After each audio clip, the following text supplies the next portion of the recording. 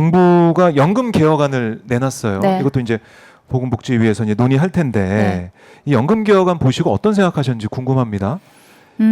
그때 그 당시에 이제 네. 정부가 안을 가지고 왔을 때 어떻게 이렇게 온갖 이야기들을 이렇게 얄팍하게 네. 다 넣어서 갖고 왔을까? 이거 네. 그러니까 예를 들어서 그때 이제 21대 국회 말에 우리가 모수개혁이라도 하자라고 이야기를 했을 때 그때 밀었던 핑계가 뭐였냐면 아니야 구조개혁까지 같이 해야 돼. 네. 그 안에 우리가 갖고 올게라고 해서 밀었던 거 아니에요. 그러고 나서 계속 안 갖고 왔었어요. 계속 안 갖고 오고 그 우리 상임위에서도 뭐 장차관한테 질의를 했을 때 이게 그럼 지금 정부안 연금 개혁안 정부안 몇 % 정도 완성됐어요라고 했을 때 대답조차 못했었어요. 근데 제가 짐작한테 굉장히 급하게 이제 안을 갖고 온 거예요. 근데 실질적으로 그날 정부가 그 연금 개혁안을 발표를 했을 때 의료대란 관련 기사가 확 줄었어요. 그날에 왜냐하면 중요하죠. 뭔가 내용이 너무 많았어.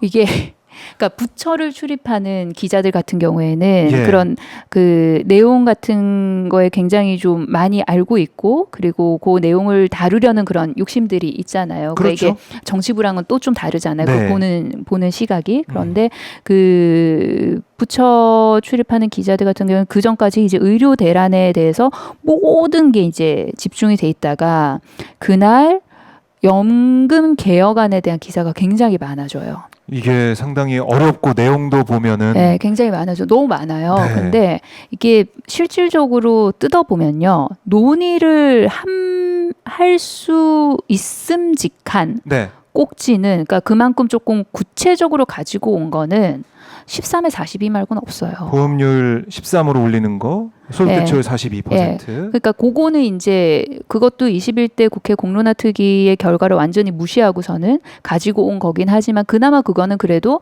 뭐 이거는 수치가 이래야 있으니까. 올려야 되고 내려야 되고 네. 이건 이렇게 해야 되고라고 논의를 시작할 수는 있죠. 근데 그 나머지 것들에 대해서는 논의를 뭔가 시작을 할 만한 구체적으로 가지고 온 내용도 담겨 있지 않아요. 대신 꼭지는 다 벌려놨어요.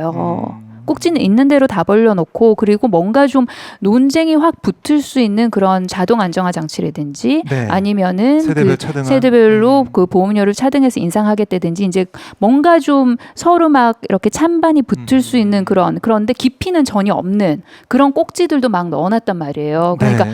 글로 관심을 좀 가지고 이거에 대해서 좀 아기 좀 해. 라는 의도가 아니었을까라고 저는 생각을 해요. 개인적으로. 그래요. 네. 이걸 던져주고 여기에 뭐 집중해라. 그리고 의료대란은 좀 놔둬라. 실제 그때 한 며칠 상간에 그 의료대란 관련한 그런 보도들이 줄었었고요. 그 연금개혁 관련해서 좀 많은 이야기들이 있었고요. 근데 그게 뭐 예. 연금개혁이 중요하지 않다는 게 아니라 제 말씀은 그 내용 자체가 너무나 많은 내용을 너무나 깊이 없이 그렇게 가지고 왔던 거죠. 야, 이거 저희가 생각하지 못했던 그런 부분인데 의원님이 딱 이제 내용을 보니까 결국에는 의료 대란 문제에서 좀 비켜나가지고 이걸 좀 어떻게 지면을 채우고 언론을 많이 또 관심을 갖게 만드는 그런 안을 가져와가지고 더 복잡하게 가져와가지고 여기에 관심을 쏠리게 만들었다. 그것을 의도했든 의도하지 않았든 결과적으로는 그렇게 됐었어요.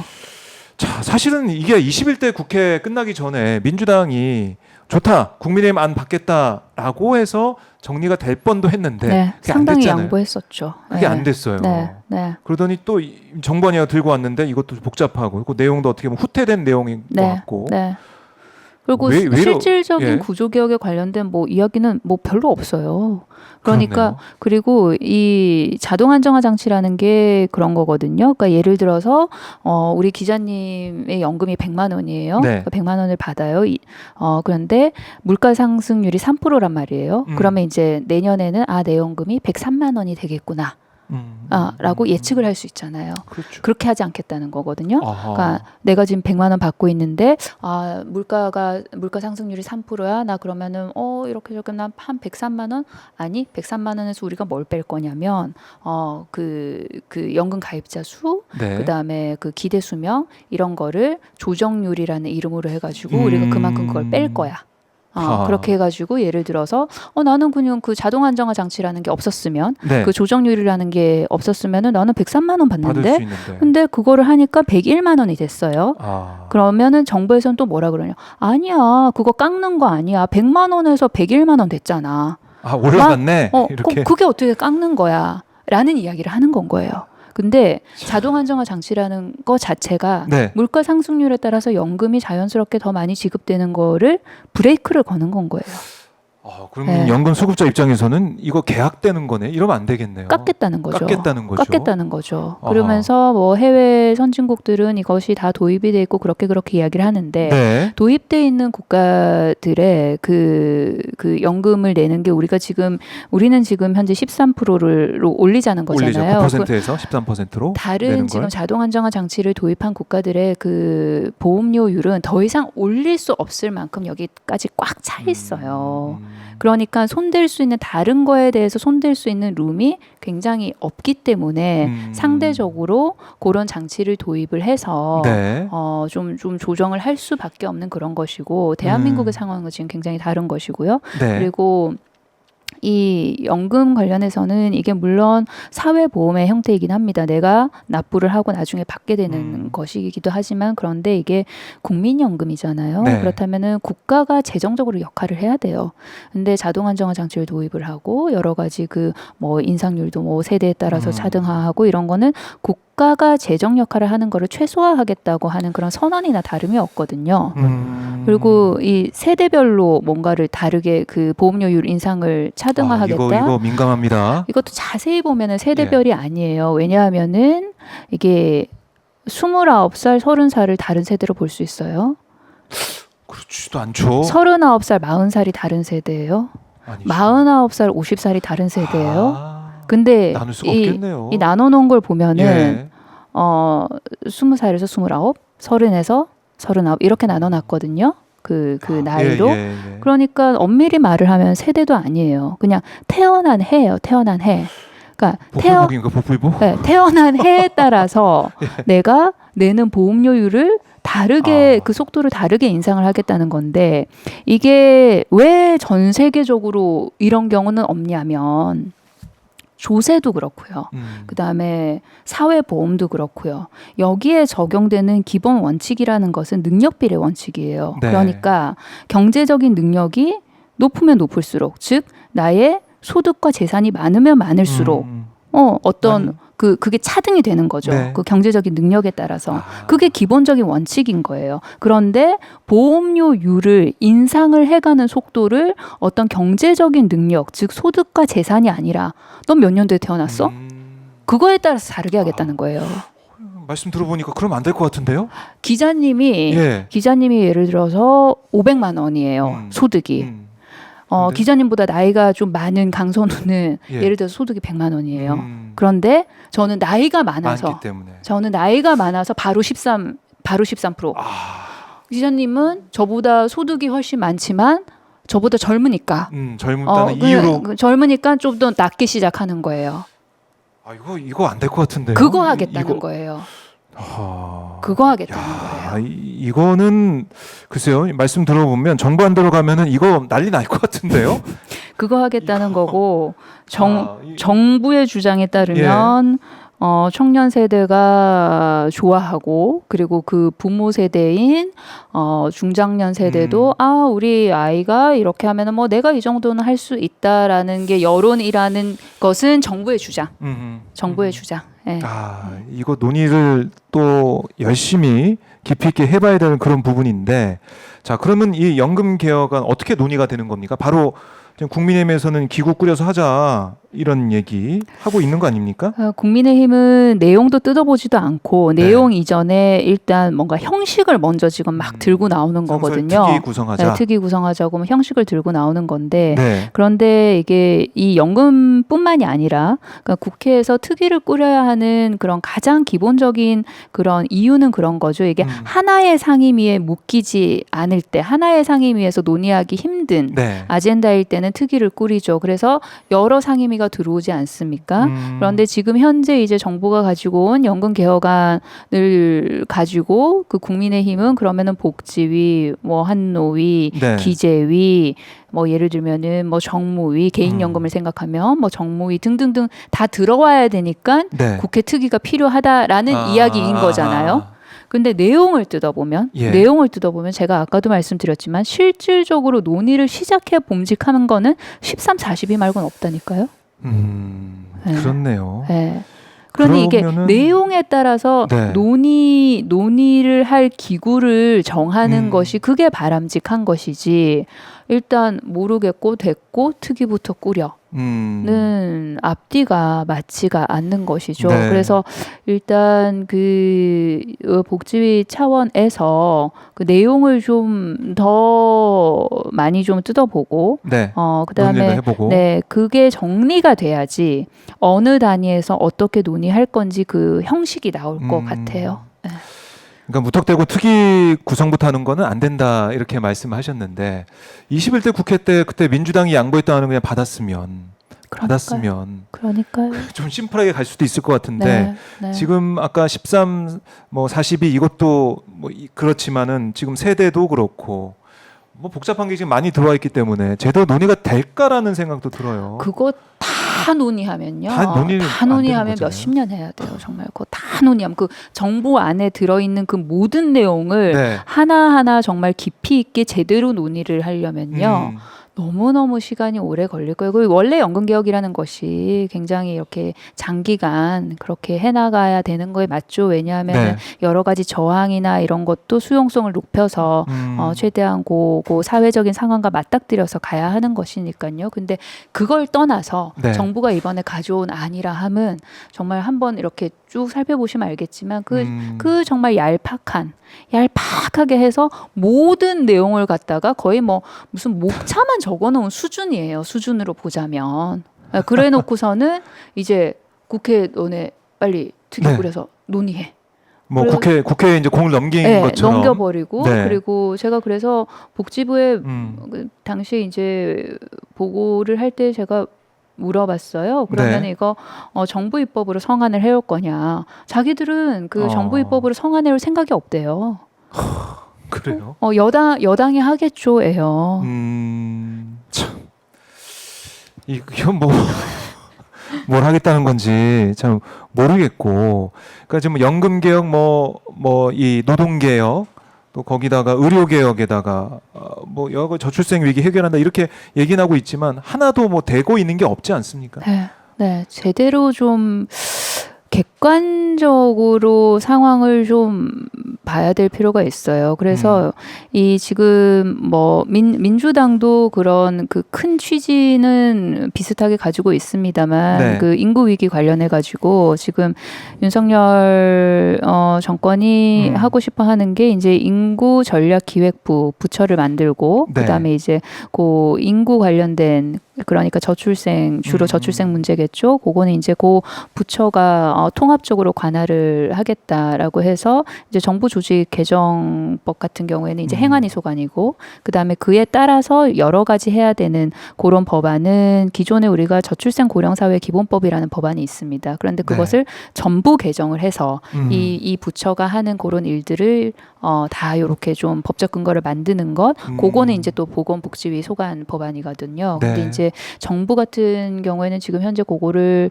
12월까지 통과를 시켜서 뭐 내년 3월에는 뭐 출범을 하고 싶어 해요. 아마 계획을 그렇게 짰나 보죠. 그래서 그렇게 그거 관련해 가지고 이제 밑자락을 까는 인터뷰였다고 저는 생각을 하는데 추석 직전이었을 거예요. 추석 직전에 그 보수 매체와 성태훈 대통령실 그 정책실장이 저출생 관련된 인터뷰를 합니다. 그런데 제목이 뭘로 뽑혔냐면요. 이 태어나는 그 아이들 숫자 반등하고 있다. 역대 정부에서 없었던 일.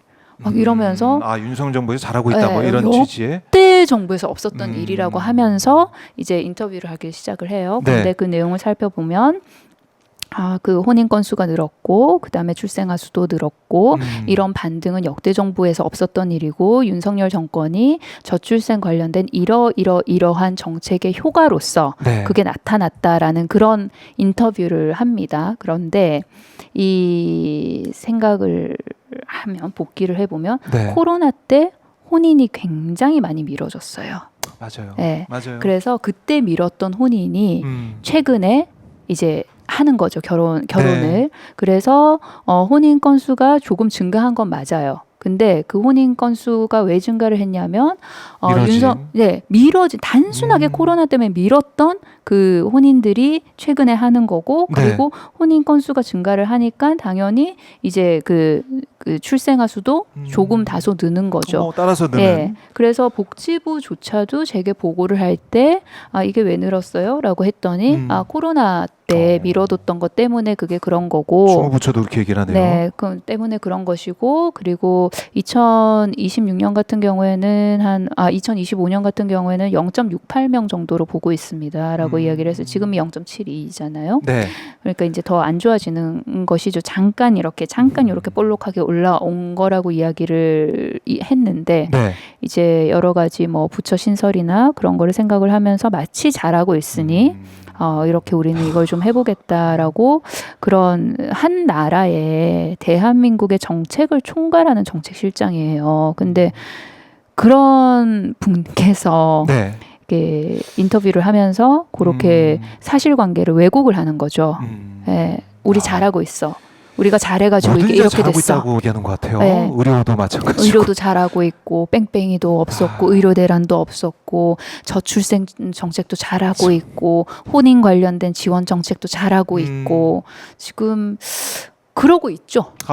그러고 있죠. 그러니까 정부의 판단은 우리 잘하고 있다는 자평하고 있는데 사실 국민들의 민심 지지율 상황을 보면 못하고 있다. 네. 이러면 안 된다. 네. 이 얘기를 하고 있어서 너무 괴리감이 크다는 생각이 들어요. 모래에 머리 박고 있는 타조 꼴이에요. 정말. 모래에 머리 박고 있는 네. 타조.